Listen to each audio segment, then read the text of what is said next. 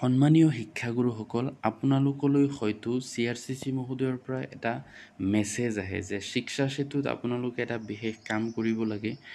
তো আপোনালোকে সেই কামটো কেনেকৈ কৰিব মই এই ভিডিঅ'টোত সম্পূৰ্ণৰূপে দেখুৱাই দিম। মেছেজটো এনেকুৱা যে আপোনালোকৰ শিক্ষা সেতুত পোষ্ট গ্ৰেজুৱেশ্যন ডিগ্ৰীটো আপডেট কৰিব লাগে, অৰ্থাৎ তাতে সোমোৱাই দিব লাগে।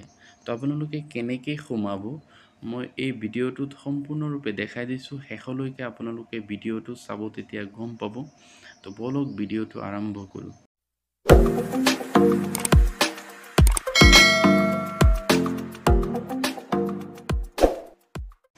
প্ৰথমতে আপুনি গুগল ক্ৰমত গৈ শিক্ষা সেতু পৰ্টেলটো খুলিব। তাৰপিছত খোল কৰাৰ পিছত এনেকুৱা এটা পেজ আহিব য'ত লিখা আছে এণ্টাৰ ইউজাৰ নেম।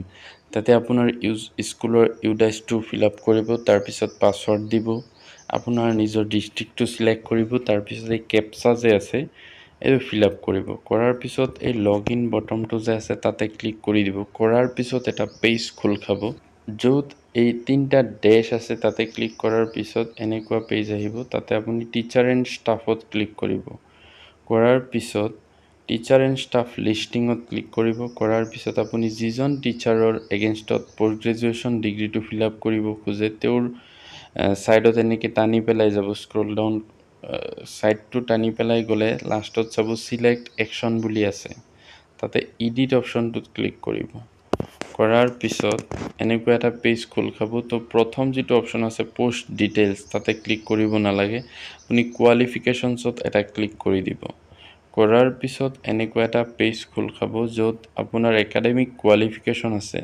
তো যদি সেই টিচাৰজনৰ পোষ্ট গ্ৰেজুৱেশ্যনটো ফিল আপ কৰা আছে তেতিয়া একো কৰিব নালাগে, যদি নাই তেতিয়া আপুনি ওপৰত যে এড আছে, এড বুলি লিখা আছে চাওক, তাতে ক্লিক কৰিব। কৰাৰ পিছত এনেকুৱা এটা পেজ খোল খাব, তাতে আপুনি সব ডাটা ফিল আপ কৰি লাষ্টত ছাবমিট কৰি দিব। তো কি ডাটা ফিল আপ কৰিব লাগিব চাওক। একাডেমিক কোৱালিফিকেশ্যনটো দিব, অৰ্থাৎ পোষ্ট গ্ৰেজুৱেশ্যন হ'লে আপুনি চিলেক্ট অপশ্যনত ক্লিক কৰাৰ লগে লগে এনেকুৱা অপশ্যনবিলাক আহি থাকিব। তাতে পোষ্ট গ্ৰেজুৱেশ্যন দিব, তাৰপিছত মিডিয়াম অফ ইনষ্ট্ৰাকশ্যন, ইংলিছ হ'লে ইংলিছ, আছামিছ হ'লে আছামিছ দিব।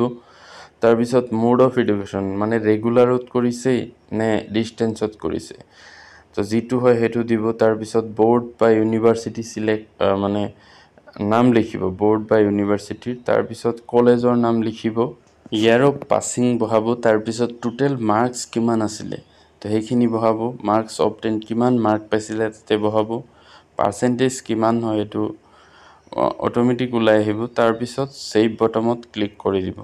তো এনেকৈ আপুনি গোটেইখিনি ডাটা ফিল আপ কৰিব। কেতিয়াবা হয়তো এনেকুৱা হ'ব আপোনাৰ ইউনিভাৰ্চিটিৰ নামটো নাহিব, তেতিয়া অলপ চেষ্টা কৰি চাব বাৰে বাৰে লিখি পেলাই, তো হৈ যাব। ছেভ বটনত ক্লিক কৰাৰ লগে লগে এই আপোনাৰ ডিগ্ৰীটো একাডেমিক কোৱালিফিকেশ্যনত এড হৈ যাব। তো এইখিনি হোৱাৰ পিছত আপুনি তলত চাব নেক্সট বুলি লিখা থাকে, নেক্সট মাৰি যাব পিছৰ পেজ কেইটাও, নেক্সট মাৰি গৈ লাষ্টত ছেভ বুলি লিখা থাকে। ছেভ মাৰিলে যদি গ্ৰীণ কালাৰত আহি যায় যে ছেভ ইয়ৰ ডাটা ছাকচেছফুলি, তেতিয়া জানিব আপোনাৰ এইখিনি ছেভ হৈ গৈছে। তাৰপিছত আপুনি কি কৰিব, এইখিনি কৰাৰ পিছতো আপোনাৰ এই ডিগ্ৰীটো আপোনাৰ হেৰিত নেদেখুৱায় কোৱালিফিকেশ্যনছত। আপুনি কি কৰিব লাগিব, এই টিচাৰ এণ্ড ষ্টাফত গৈ ষ্টাফ এডিট এপ্ৰুভেলছ বুলি থাকে, সেইটো অপশ্যনত চাব আপোনাৰ নামটো আহি থাকিব, তাতে এপ্ৰুভ কৰিব লাগিব। এপ্ৰুভ কৰাৰ পিছতহে আপোনাৰ এই কোৱালিফিকেশ্যনটো শিক্ষা সেতুত আপডেট হ'ব। এইখিনি আছিলে কৰিব লগা কাম।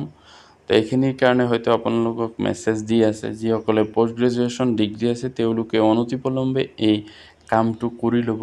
আৰু ভিডিঅ'টো ভাল লাগিলে লাইক এটা কৰি দিব আৰু মোৰ চেনেলটো ছাবস্ক্ৰাইব কৰি দিব।